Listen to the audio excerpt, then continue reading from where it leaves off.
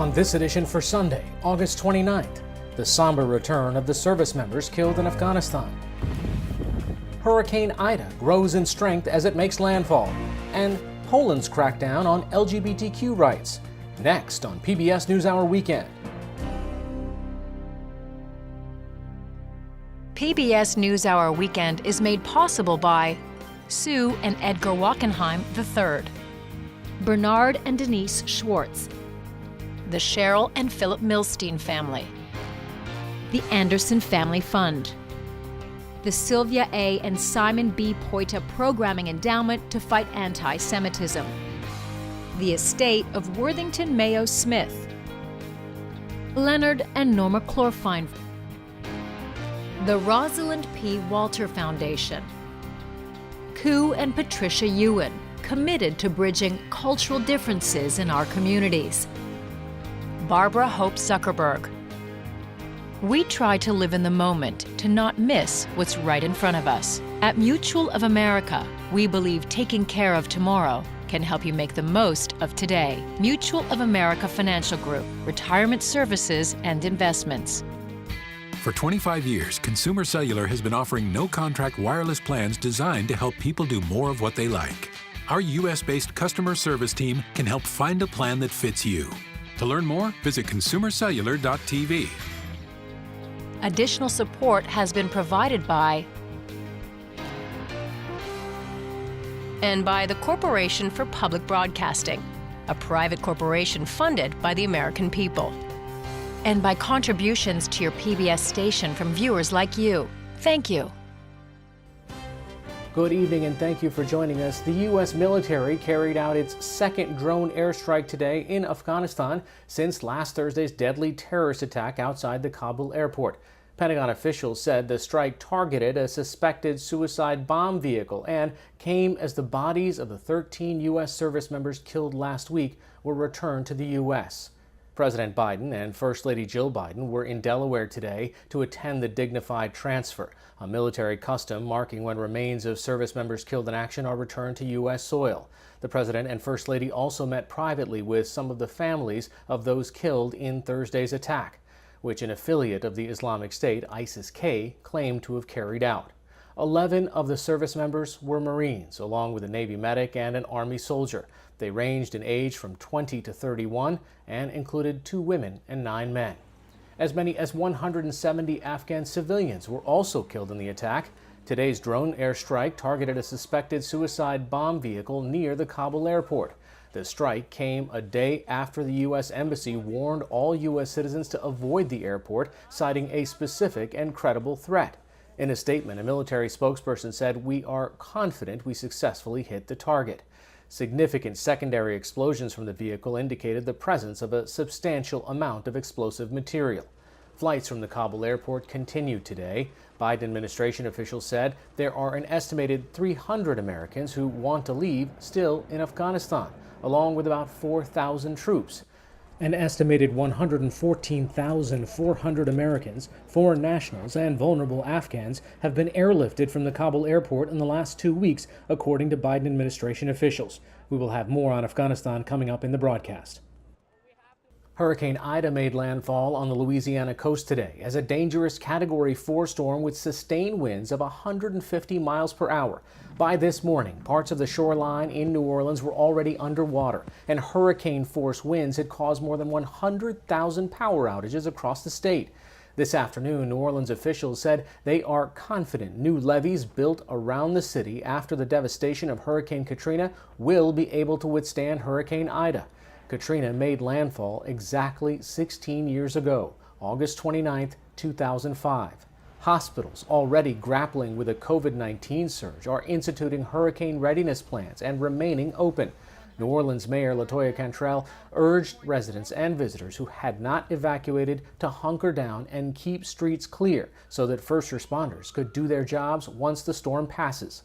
We need you to stay in from this point forward all morning, all afternoon, all evening. As it relates to Monday morning, we should see some signs that we're moving out of this, but you are not to come out until you receive more information from the city of New Orleans. Ahead of Ida's arrival, President Biden approved emergency declarations for Louisiana and for Mississippi, where the coastal city of Gulfport was battered by intense rain as the hurricane approached. NewsHour correspondent Robbie Chavez is in New Orleans, and he joined us this afternoon with more on the hurricane and what is ahead in the coming days. Robbie, tell me, how is New Orleans preparing? Well, Harry, it's going to be a long night, for one. You know, the hurricane made landfall about 11 o'clock this morning, and officials expect this to be a very significant event causing catastrophic damage. Currently here outside, you can see the wind is already blowing. We've had some gusts up to 74 miles an hour, and the storm is still a bit a ways away. In South Louisiana, where they're taking a big hit, officials there have told folks, hug your kids, say a prayer, and hunker down. This storm is coming. We expect this to be the most powerful storm since the 1850s. We did see a lot of rapid intensification with this storm. Overnight, we saw it increase 45 miles per hour. Keep in mind, on Friday, this was a Cat 1 with 74 miles per hour. It is now onshore with 150 miles per hour as a Cat 4. Officials are expecting flash flooding, catastrophic winds, and a powerful storm surge. Governor John Bel Edwards has declared a state of emergency, and he's activated some 5,000 members of the National Guard. Down in South Louisiana, there's a mandatory evacuation that is in place in the coastal parishes in Lafourche, Terrebonne, and St. Charles. But officials tell us at least 50% of those residents decided to ride this storm out, even though they warned that this would be a life-altering storm. Hari? I know you've got relatives in that area. What is the reason that some of those folks decide not to leave when these hurricanes come by? You know, they're proud people. You know, my dad, my sister, my brothers and sisters are all down there. I grew up in Lafourche Parish, right where this storm is coming up by Lafourche. And sometimes it's just hard to get them to move. They love their houses. They love their livelihood. If something is going to happen, they want to be there. I will say it's been a long time since we've seen a storm of this magnitude hit this area in southeast Louisiana. Betsy back in 1965. And so no one has seen a storm quite like this. I think they may have underestimated it. And this is a city that is in some ways still recovering from the damage that Katrina did 16 years ago to the day. Yeah, so keep in mind, New Orleans is about 50 miles from the coast, but we will get some hurricane force winds. As you know, Hurricane Katrina, this is the 16th anniversary of it. There's a lot of anxiety with folks about this approaching storm, PTSD, if you will, worried that this will be catastrophic as well. During Katrina, as you remember, the levees failed. Since Katrina, they've spent some $40 billion to repair the levees. This will be the first big test to see whether or not that works or not. Now, officials say they do expect some overtopping because of the huge storm surge that is expected, but they do believe that will be just enough to be able to pump that water out. It doesn't cause massive flooding. Robbie, so how are you planning to get through this storm? How long is it expected to last? And what kind of damage are officials telling you to prepare for? Look, Hari, this storm will be a big event. It's going to last some 18 hours, well into the night, not clearing until Monday morning. Officials have said to expect power outages, large, massive power outages that could last anywhere from a week, and they're even talking about possibly as long as a month. Now, these winds are very damaging as well. The ground has been very saturated here, so we expect that there'll also be a lot of storm damage. NewsHour's Robbie Chavez joining us from New Orleans tonight. Thanks so much. Absolutely. For more national and international news, visit pbs.org/newshour. For more on the situation in Afghanistan and what's ahead, I spoke with Kirsten Fontenrose, director of the Scowcroft Middle East Security Initiative at the Atlantic Council. She was a senior director at the National Security Council in 2018. So, Kirsten, when we look at what's happening in Afghanistan right now, how much instability does it add to this region? Quite a bit, and for several different reasons. One is the risk of refugee flows, and this is the main concern of our European partners. They're already looking at a lot of pressure on their systems and their political dynamics from refugee flows out of Syria, for instance. It also raises a security risk for Pakistan. We're worried about the Taliban and the ISIS-K successes emboldening groups inside Pakistan, which is already a little bit of a trouble country for us in terms of the CT threat. We're also worried about our ability to conduct CT operations and the likelihood of either Al-Qaeda or ISIS-K trying to establish a new territorial hold inside Afghanistan when we are not there to keep them outside the country any longer. And we're also worried about what this means for US influence in the region writ large. We're watching Saudi Arabia sign a partnership with Russia on defense issues while this is happening this week. We're watching China, Iran, and Russia conduct planning for a maritime exercise, which will be meant as a signal that they provide a better partnership than the US and NATO can, for instance. So there are quite a few implications on several different levels. What are the consequences of this withdrawal, this deadline by the middle of this week? If the president says that he's going to withdraw his diplomatic corps, essentially, what happens to any Americans that are still there? The diplomatic effort will be with the Taliban about establishing a way for US folks to continue to leave. That will probably be using commercial and chartered flights. It will no longer be through military operations on the ground. It will no longer be through Marines with feet on the ground. We're seeing Macron present a proposal for a humanitarian zone around the airport to keep the airport open. And you can expect the US administration to ask the Taliban to include operations to get Americans out within that safe zone. So the Taliban should probably agree to this. It's in their interest to keep that airport open, to keep aid coming in, to keep trade flowing, but they're not likely to support the idea of Afghans departing if they're not American citizens. So it will take quite a bit of diplomacy and leverage to get them to agree to something larger that's not only American citizens. There's a proposal here in the US that's being discussed about establishing a humanitarian corridor to the airport that would allow for people to safely travel without Taliban checkpoints and without creating crowds at the gates that are targets for ISIS-K, for instance. But again, the Taliban does not want to see Afghans who are non-American citizens leaving. They claim it is a brain drain. I think it is probably reducing their targets for kidnap for ransom, but they do make an argument that they need the smartest and brightest of Afghans to stay in the country to help them rebuild it. With these suicide attacks, are we seeing the beginnings of a power struggle inside Afghanistan now? We are seeing a power struggle. You absolutely nailed it. ISIS-K does not want the Taliban to take over control of the country because the Taliban has made an agreement with the US that they will not allow Afghanistan to be a safe haven for ISIS specifically or for Al-Qaeda or affiliates. Well, if you're ISIS, that's untenable. They've got to challenge the Taliban's authority there. No better way to do it than to make it look like the Taliban does not have control of security of the country. So you have that dynamic. The other power dynamic you have is with the Haqqani network. They are currently in control of security of Kabul. And they have this loose affiliation of sorts with the Taliban as far as the Taliban likes to say publicly, but really they're very linked. But because they are not the same organization, Haqqani network can carry out operations that the Taliban can claim plausible deniability of. So this means you could have Haqqani network conducting murder operations around the city. They have a history that goes back even before 2008 of suicide bombings. They also love to conduct kidnappings for ransom. So I expect we will see people that they consider high value moneymakers, people that they consider very valuable to multinational NGOs being kidnapped and held for ransom as a way to make money for the Taliban Haqqani network going forward, since they are going to be cut off from official international flows of funding. Kirsten Fontenrose, Director of the Scowcroft Middle East Security Initiative at the Atlantic Council. Thanks so much for joining us. Happy to be here. Thank you.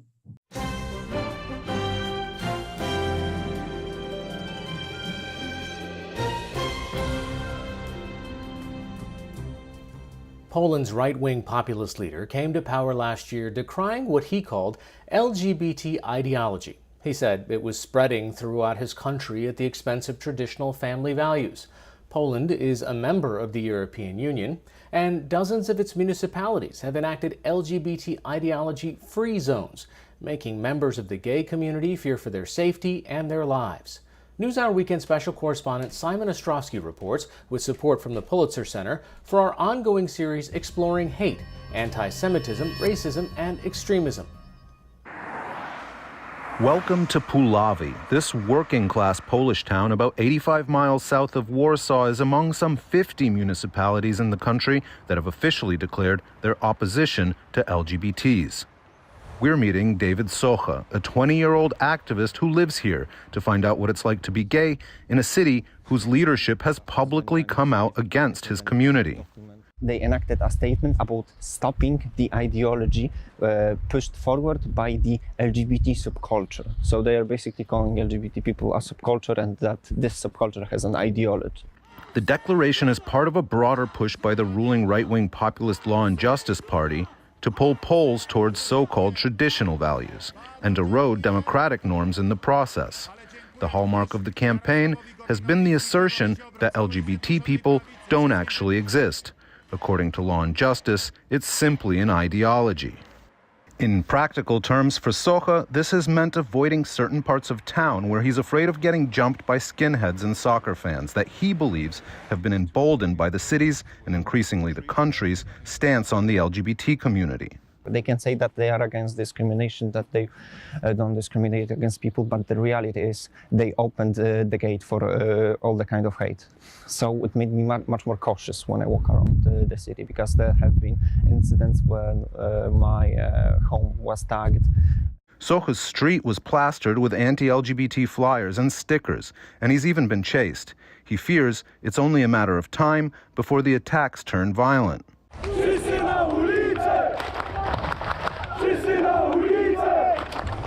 In other parts of Poland, they already have, like this pride parade in the city of Białystok in 2019. Bart Staszewski filmed the moment soccer hooligans pelted attendees with large paving stones on his GoPro camera. He's also an activist fighting for LGBT equality in Poland. If we look on the map of Poland, it's 1/3 of Poland which created discriminatory acts against the people. When multiple communities across the country started enacting the anti-LGBT declarations in 2019, he hit on a creative way to draw attention to the phenomenon. I came into the idea to create this photo project, to came to each of those places, make a photo of it, and invite the LGBT people who are actually living there to join me and to pose to the photo and to share their story. Staszewski created a realistic-looking road sign that he hung up at the city limits to mock the towns as LGBT-free zones. It was an instant viral internet hit in Poland and soon drew the ire of the country's ruling party. Suddenly became the national enemy by the prime minister, who was accusing me of lies, anti-Polish lies.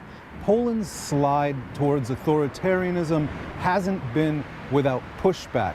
Other countries in the European Union have noticed the changing attitudes about women's rights, the independence of the courts, and the protection of the LGBT community's rights.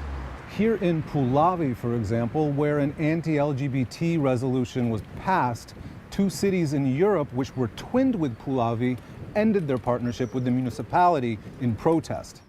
6 other European cities canceled twinning applications with Polish municipalities that have enacted the declarations. And it's not just symbolic. Some EU funding was also suspended. Although they don't carry the force of law, these texts aren't for the faint of heart. Puławy's declaration is titled "On Halting the Ideology Pushed by the LGBT Subculture." It effectively equates homosexuality with pedophilia, declaring that the city administration is committed to doing everything to stop perverts who are interested in the early sexualization of Polish children and adolescents. This divisive style of politics has pitted Poles against one another in a way not seen since the collapse of communism in this country. According to Poland's outgoing human rights ombudsman, Adam Bodnar, it's all part of a broader effort by the government to erode the country's hard-won democratic norms. The ruling party has done everything to weaken the parliament and the courts, while at the same time raising the profile of divisive political issues that rally its base. So I remember well that in 2016, the hot topic was the question of refugees and the migration crisis in Europe. And at that time, Polish government was presenting this as a huge threat to Polish identity, Christianity, conservative values. Later on, it appeared that the useful political coin is protection of LGBT rights. So sometimes we see that the government is trying to make something like a culture war in the society just by raising the profile of the issue and by presenting some arguments against LGBT persons. This tactic regularly sparks outcry among supporters of the LGBT community, who most recently protested outside the education ministry after Poland's education minister criticized one of Poland's many pride parades that took place this summer as a fetish. Every Pole can see exactly what is happening in these streets and know what equality is, what tolerance is, but what happened there has nothing to do with equality or tolerance. This is a fetish and a distortion of equality and tolerance. Alexandra Ivanovska is an 18-year-old high school student who participated in the protest outside the minister's office.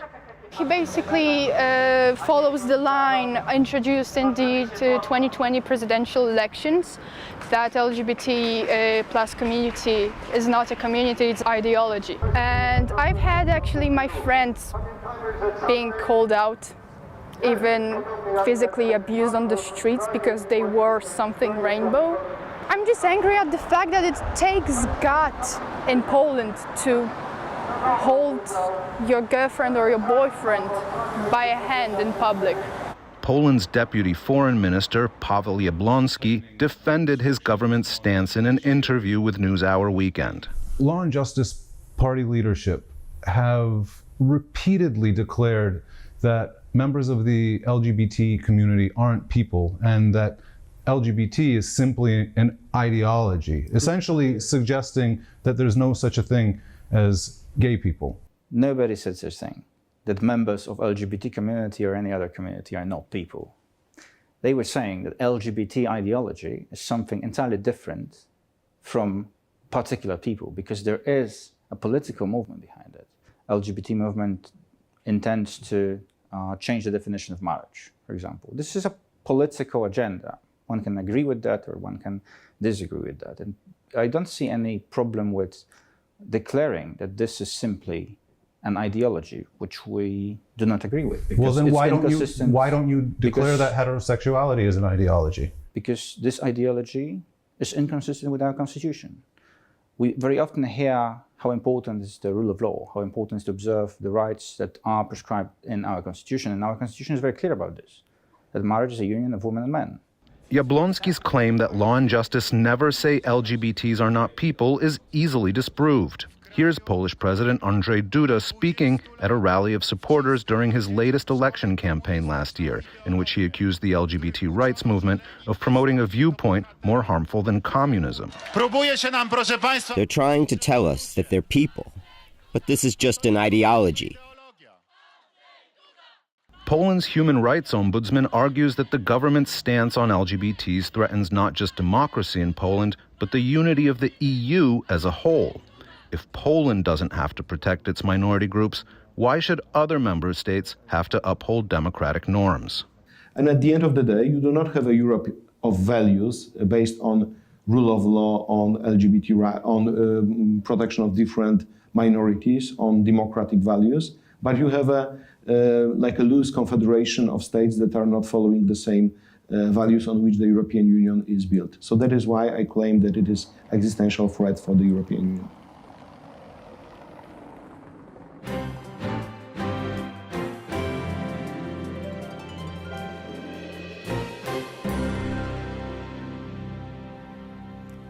Finally tonight, the actor Ed Asner has died. Asner was best known for his role as Lou Grant, the TV newsroom boss on the Mary Tyler Moore Show in the 1970s. You know what? You got spunk. Well, I hate spunk.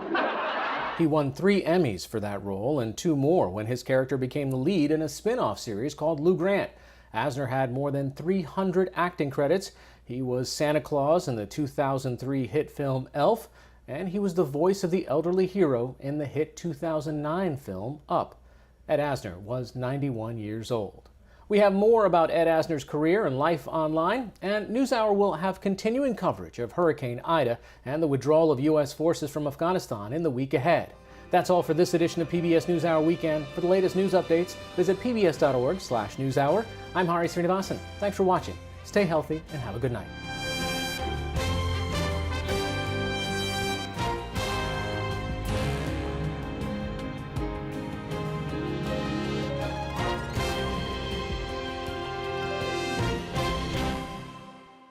PBS NewsHour Weekend is made possible by Sue and Edgar Wachenheim III, Bernard and Denise Schwartz, the Cheryl and Philip Milstein family, the Anderson Family Fund, the Sylvia A. and Simon B. Poita Programming Endowment to fight anti-Semitism, the estate of Worthington Mayo Smith, Leonard and Norma Chlorfine, the Rosalind P. Walter Foundation, Koo and Patricia Ewan, committed to bridging cultural differences in our communities, Barbara Hope Zuckerberg. We try to live in the moment, to not miss what's right in front of us. At Mutual of America, we believe taking care of tomorrow can help you make the most of today. Mutual of America Financial Group, retirement services and investments. Additional support has been provided by Consumer Cellular and by the Corporation for Public Broadcasting, a private corporation funded by the American people, and by contributions to your PBS station from viewers like you. Thank you.